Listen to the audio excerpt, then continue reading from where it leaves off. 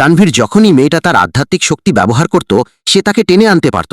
হঠাৎ তার আবির্ভাবে মেয়েটা চমকি উঠল, কিন্তু হাতের লণ্ঠনটা দেখতেই ভয় উবে গেল এক নিমেষে।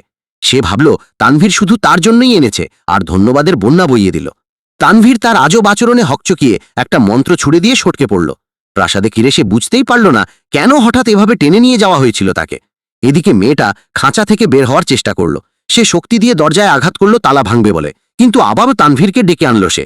প্রথমে খেয়াল করেনি, ঘুরে দেখেই চিৎকার দিয়ে উঠল।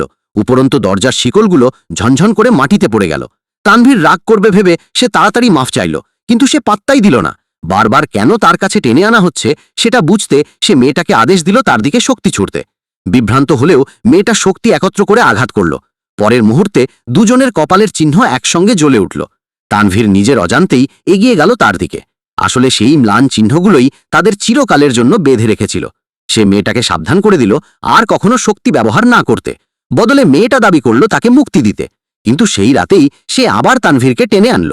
বন্ধুরা, তানভীর কি এই বাঁধন থেকে কোনোদিন মুক্তি পাবে, নাকি মেয়েটাই জিতে যাবে শেষমেশ? আর এমন আরও কিছু দেখতে আমাকে সাবস্ক্রাইব করে দিন।